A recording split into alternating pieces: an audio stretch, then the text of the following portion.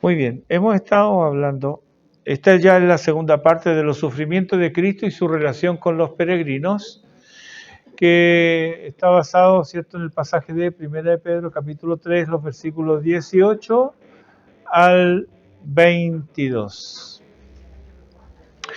El domingo pasado vimos la relación evidente que hay entre los sufrimientos de Cristo y los peregrinos.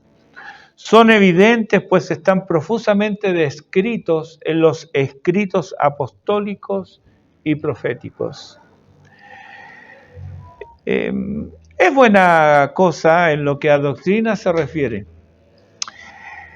En lo que nos toca saber y creer, afirmar la fe no en especulaciones o imaginaciones, no en sueños o en visiones, sino en la palabra de Dios, a la cual el mismo Pedro nos dice en su segunda epístola, capítulo 1, versículo 19, tenemos también la palabra profética más segura, a la cual hacéis bien en estar atentos. De la misma manera también nos habla el profeta Isaías, capítulo 8, versículo 20, dice, a la ley y al testimonio. Si no dijeren conforme a esto, es porque no les ha amanecido. Muchos son los que se han descarriado de la fe una vez dada a los santos, por seguir vanas especulaciones de mentes afiebradas.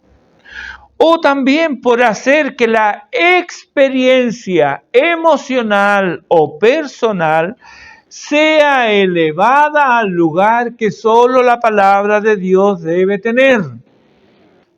Es la palabra de Dios la que regula, la que manda en la fe cristiana. No son nuestras experiencias. Solo Escritura, eso nos basta. Solo Cristo es suficiente. Solo fe es aceptable. Ir más allá de esto no solo es aventurado, sino que también es peligroso para el peregrino.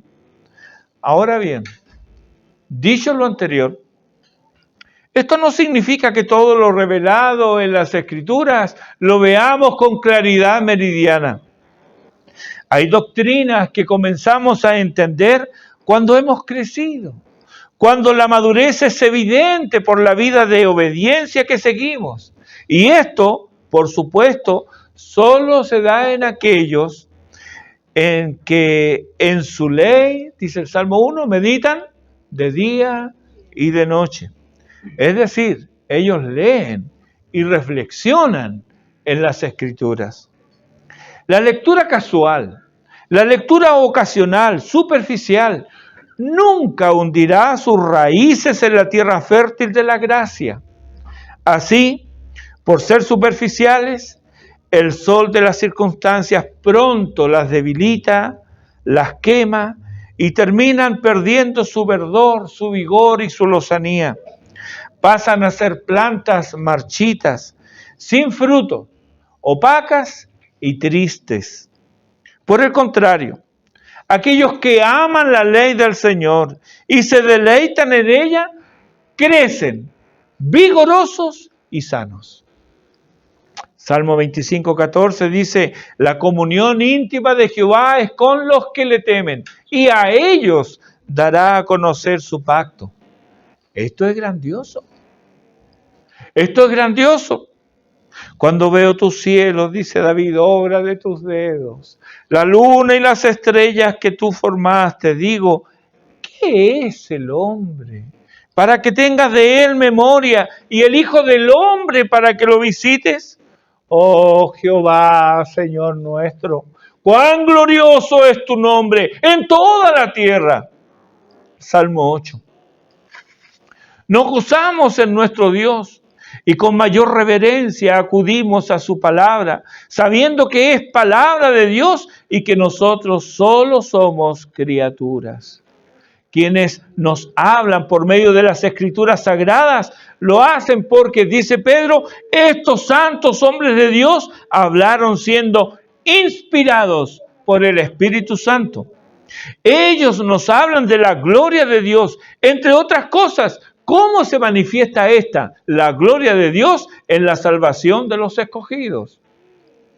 Pedro escribe para nuestra salud y provecho. Su segunda epístola, capítulo 3, versículos 15 al 18, dice: y tened entendido que la paciencia de nuestro Señor es para salvación, como también nuestro amado hermano Pablo, según la sabiduría que le ha sido dada, os ha escrito casi en todas sus epístolas, hablando en ellas de estas cosas, entre las cuales hay algunas difíciles de entender, las cuales los indoctos e inconstantes tuercen, como también las otras escrituras, para su propia perdición.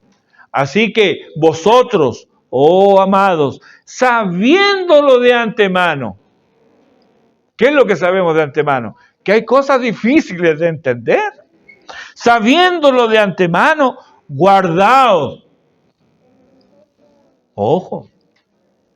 Guardaos, no sea que arrastrados por el error de los inicuos, caigáis de vuestra firmeza. Antes bien, creced en la gracia y el conocimiento de nuestro Señor y Salvador Jesucristo. A Él sea gloria ahora y hasta el día de la eternidad. Amén. Pedro, entre otras cosas muy importantes en lo que a nuestra salvación se refiere, nos dice que algunas cosas que escribió nuestro amado hermano Pablo son difíciles de entender. Y uno dice, ¿y cómo andamos por casa, Pedrito? Creo que muchos de los peregrinos de hoy y de antes le preguntarían de buena gana a Pedro: ¿qué quisiste decir cuando escribiste el versículo 19 y 20 del capítulo 3? Estos textos, dicen los eruditos en el tema, son los más difíciles del Nuevo Testamento, no solo de entender e interpretar, sino también de traducir. Dependiendo de los autores y estudiosos consultados, hay los que admiten que hay dos interpretaciones. Ya ahí tenemos problemas, porque la interpretación es una sola, pero ellos dicen hay dos interpretaciones. Dos interpretaciones de este pasaje. Hay los que admiten que hay tres interpretaciones. Otros dicen que hay cuatro. Otros admiten 5 interpretaciones. Y hasta encontré una nota traducida de la Student, la Biblia de Estudio de Zondervan, que dice aquí, mire, no menos de 18 teorías importantes se han propuesto para explicar el significado en los versículos 18 al 22. En primer lugar, sigue diciendo, los estudiosos no se ponen de acuerdo en cuanto al significado de la frase espíritus encarcelados. ¿Eran los espíritus gente en algún estado intermedio de muerte? ¿O eran los ángeles caídos de que se habla en Génesis 6? Nadie lo sabe con seguridad. Pedro utiliza una oscura referencia para subrayar un punto acerca del bien final que sobrevino a causa del sufrimiento que Jesús tuvo que soportar. Hasta aquí la cita. O sea, hay quienes dicen, mire, hay 2 interpretaciones. Hay otros, no, hay 3, hay otros 4, 5, 18. El texto es complejo y muy posiblemente está más allá de nuestro entendimiento hoy. No obstante ello, hay autores que dicen, esto significa esto y esto. Así. Pero al hacerlo, están aceptando especulaciones respecto de otros textos que usan para mantener sus acertos. Respeto sus opiniones y seguramente saben de lo que hablan, pero me temo que aquí, en sus explicaciones, se ha infiltrado la especulación con la revelación. Y no los voy a acompañar hasta ahí. ¿Qué diremos entonces? Bueno, Amós decía, no soy profeta ni hijo de profeta. Solo soy un hombre común al que Dios llamó para que hable a su pueblo. Lo encuentra ahí en Amós capítulo 7. Yo no soy erudito, ni hijo de erudito. Solo soy un hombre común, al cual Dios en su gracia tomó para predicar el Evangelio, para hablarle al pueblo de Dios del Evangelio y para que apliquemos el Evangelio a nuestras vidas. Mi tarea no es dilucidar misterios para satisfacer la curiosidad intelectual de nadie. Debemos cuidarnos de no apartar de la verdad el oído, pues si lo hacemos, nos volveremos a las fábulas, que es la consecuencia de tener comezón de oír. Lo dice Pedro en su segunda epístola a Timoteo, en el capítulo 4. Antes, que nuestra actitud sea la de Esdras, que preparemos con diligencia nuestros corazones, que no haya en ninguno de nosotros corazón malo de incredulidad para apartarnos del Dios vivo, sino que atenta y diligentemente nos preparemos para inquirir en la ley del Señor, para cumplirla y para enseñar al pueblo de Dios su santa y bendita ley.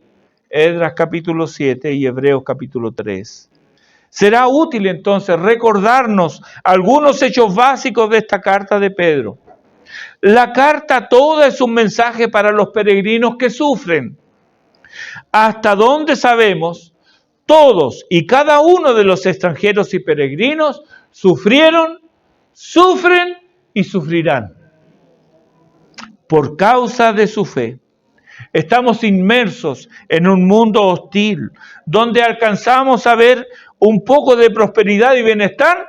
También vemos en el horizonte las negras nubes con sus amenazantes ruidos de tormenta. O sea, no hay momento que estemos tranquilos. De ahí lo pertinente de esta carta, puesto que el sufrimiento es algo que nos toca sobrellevar si nuestra vida de fe es sincera. Todos experimentamos dolor de algún tipo. ¿Por qué no ocurren las cosas como queremos? ¿Por qué? Si nos esforzamos en hacer bien, cosechamos dolor e ingratitud. ¿Por qué si nos esforzamos en el bien de nuestros hermanos, nuestras palabras se malentienden? Se sospecha de nuestras intenciones y se ven dobles intenciones donde no las hay. ¿Por qué un olvido tiene un significado intencional? ¿Por qué mostrar afecto a uno necesariamente tiene que significar el desprecio del otro? Yo no entiendo estas cosas. Y seguramente tú tampoco. Pero que pasan, pasan. Aarón, enfrentado a la muerte sumaria de sus dos hijos jóvenes ministros, recientemente consagrados al servicio del Señor, él tuvo que cerrar su boca, callar y adorar. Debemos callar ante el Señor. Nuestras palabras y quejas impiden que oigamos su voz. Él sabe lo que hace y lo que hace, lo hace para nuestro bien y para su gloria. Pedro pasa a veces demasiado rápido de la doctrina a la práctica.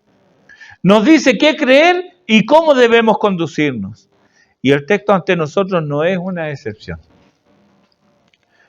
Aquí nos sigue hablando de lo que debe significar para nosotros los sufrimientos de Cristo y nos los recuerda con otro evento narrado en el Antiguo Testamento, evento de gran sufrimiento por un lado, los que perecieron por el diluvio, y de gran salvación por otro, Noé, su esposa, sus 3 hijos con sus esposas en el arca.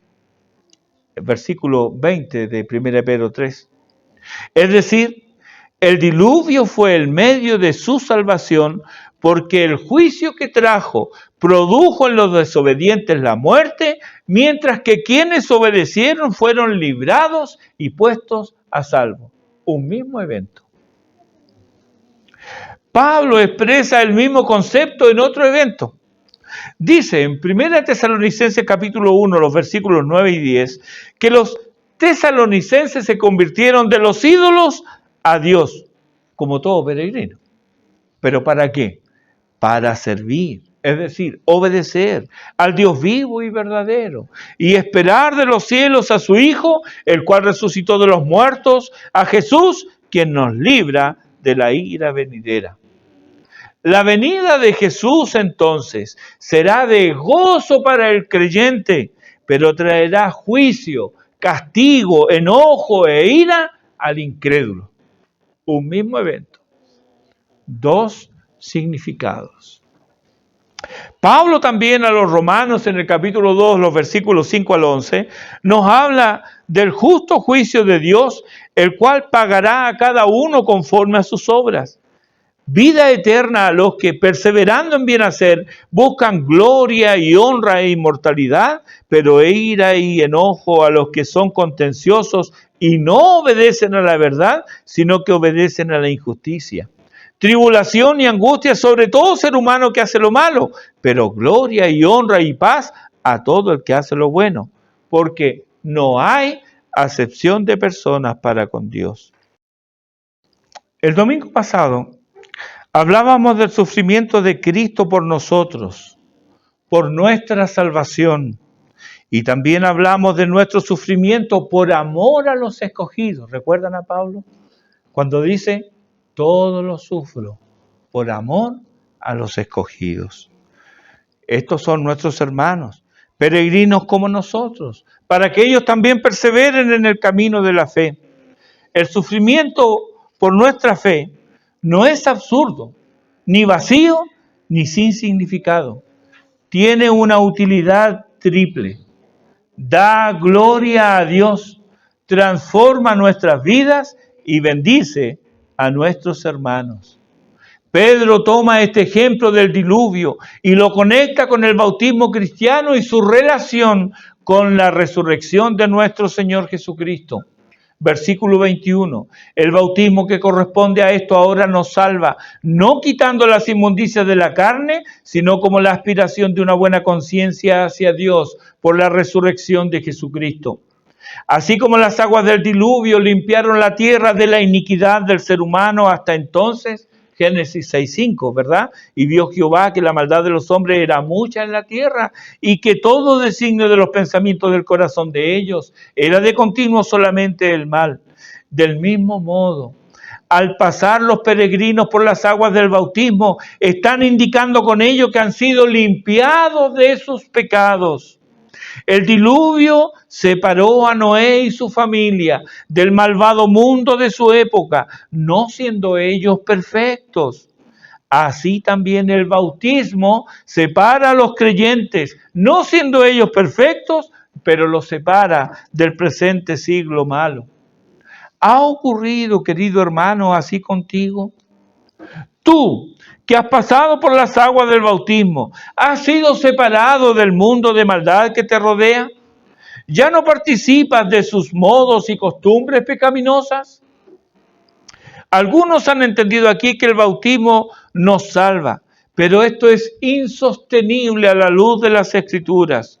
No somos salvos por obedecer, ni practicar ningún rito por escritural que éste sea, sino que somos salvos por la sangre de Cristo. Es su muerte la que nos da vida. Pero la Escritura sí enseña que los pecados son lavados. Salmo 51, versículo 2, David ora, lávame más y más de mi maldad y límpiame de mi pecado. Ezequiel capítulo 36, versículo 25, Dios les dice a Israel, esparciré sobre vosotros agua limpia y seréis limpiados de toda vuestra inmundicia y de todos vuestros ídolos os limpiaré. Hechos capítulo 22, versículo 16, Pablo nos añade las instrucciones que le dio a Ananías al momento de su conversión y que no están en Hechos capítulo 9. Le dice en Hechos 22, 16, levántate y bautízate y lava tus pecados invocando su nombre. Tito 3:5, Pablo escribe a Tito, nos salvó por el lavamiento de la regeneración y por la renovación por el Espíritu Santo. El bautismo entonces es un símbolo de la limpieza del creyente del pecado y de su unión con la iglesia de Cristo mediante la iglesia local. Pero la Escritura no enseña que somos salvos por el agua bautismal. Solo somos salvos por la muerte expiatoria de Cristo en la cruz del Calvario y por su resurrección de la tumba. Romanos 6, versículos 3 y 4 dice: ¿O no sabéis que todos los que hemos sido bautizados en Cristo Jesús, hemos sido bautizados en su muerte? Porque somos sepultados juntamente con Él para muerte por el bautismo, a fin de que como Cristo resucitó de los muertos por la gloria del Padre, así también nosotros andemos en vida nueva. El bautismo, nos dice Pedro aquí, no quita la inmundicia de la carne, no nos hace perfectos. Ya nos ha dicho antes en el capítulo 2, versículo 11, que debemos abstenernos de los deseos carnales que batallan contra el alma. Tú y yo sabemos por experiencia propia y marcados por el dolor y las lágrimas que en nosotros mismos no mora el bien. O como dice la confesión en 9:4, por razón de la corrupción que todavía le queda, nos queda, no quiere, no queremos, ni perfecta ni únicamente lo que es bueno, sino que también queremos lo que es malo. Esa es la realidad del creyente bautizado. Pero también debemos ver el aspecto positivo del bautismo que Pedro comparte con nosotros. Dice que es como la aspiración de una buena conciencia hacia Dios. Para nosotros, aspiración es pretender o desear algo, pero el significado original no es ese. La palabra aquí significa principalmente una pregunta o solicitud, denota una demanda o una apelación, dice el diccionario Vine. Podemos tomar esta palabra entonces y sin alterar el destino del texto, el sentido del texto, que el bautismo nos permite una buena conciencia, una apelación contra el acusador. Muchos comparten su experiencia y sensación al experimentar la salvación. Les sorprende el cambio de vida, las emociones, les emociona la bondad del Señor y se alegran y gozan con los hermanos. Luego, al bajar a las aguas del bautismo, muchos experimentan una limpieza tal de cuerpo, mente y conciencia que antes no han conocido. Y si son diligentes en conocer las bendiciones que tienen en Cristo, cuando vienen pensamientos perturbadores de su paz y gozo, cuando viene el acusador susurrando pecados pasados, allí el peregrino puede señalar al Calvario, donde el Cordero de Dios expió sus pecados, y puede recordar su bautismo, donde simbólicamente se identificó con Cristo en su muerte. Sus pecados fueron lavados y quitados, y ascendió de las aguas a novedad de vida. Si quitamos lo que está entre paréntesis en el versículo 21 de 1 Pedro 3, nos queda el bautismo que corresponde a esto ahora nos salva por la resurrección de Jesucristo. No es el bautismo en sí el que nos salva, es el bautismo que corresponde a esto el que nos salva. ¿Con qué se corresponde el bautismo? Romanos capítulo 6, versículo 3 nos responde: ¿O no sabéis que todos los que hemos sido bautizados en Cristo Jesús, hemos sido bautizados en su muerte? El bautismo se corresponde con su muerte, la muerte del Hijo de Dios. Pero para ser salvos, verdadera y realmente salvos, la muerte por sí sola no basta. Debe haber resurrección. 1 Corintios capítulo 15, versículo 17. Si Cristo no resucitó, vuestra fe es vana, aún estáis en vuestros pecados. Y Pedro nos recuerda que el bautismo que corresponde a esto ahora nos salva por la resurrección de Jesucristo. Aquí hay esperanza y esperanza gloriosa ciertamente, pero Pedro quiere animar aún más a sus hermanos y termina el párrafo con una poderosa nota de victoria. Versículo 22, quien habiendo subido al cielo está a la diestra de Dios y a él están sujetos ángeles, autoridades y potestades. Pedro fue testigo privilegiado de la muerte, sepultura, resurrección y ascensión de Cristo. Pasó por los puntos anímicos de pesar y culpa por negar a su Maestro y Señor. Pasó por la tristeza infinita de la muerte y sepultura de Jesús, el escepticismo y débil esperanza que brotaban producto de las palabras de las mujeres diciendo, Él ha resucitado. Su sorpresa incrédula de ver la tumba vacía y la maravilla del encuentro glorioso y el amor perdonador del Cristo resucitado. Y unido a todo esto, la mirada expectante de verle ascender por sobre las nubes, aún retumbando en su mente la promesa, no os dejaré huérfanos. Y toda potestad me es dada en el cielo y en la tierra. Esto es lo que él transmite con estas breves palabras. Pedro les habla a los peregrinos. Los peregrinos están experimentando sufrimiento por causa de su fe. Aquí es donde ellos, los peregrinos, nosotros debemos mirar a Cristo. Su sufrimiento fue real, puesto que Él asumió nuestra naturaleza. Él sabe de nuestros trabajos, anhelos y debilidades. Lo sabe, no porque se lo hayan contado o porque Él lo estudió, no. Él lo sabe porque lo sufrió en carne propia. ¿Quién como Él haciendo el bien? Sin embargo, fue menospreciado y no lo estimamos. Su pago, nuestro pago, a Él fue el desprecio y la falta de gratitud. Fue vilipendiado, vejado, torturado y muerto en forma vil y atroz. Sus criaturas lo desconocieron. Los suyos lo rechazaron. Sus amigos lo abandonaron. Sus discípulos huyeron y lo negaron. Hasta el Padre, cuya simpatía, amor y armonía disfrutaba desde la eternidad, por causa de mi pecado, por causa de tus pecados, lo abandonó en la cruz del Calvario. El sol no quiso iluminar la agonía del sol de justicia, y la noche tenebrosa cayó con su pesado manto sobre las tinieblas de injusticia.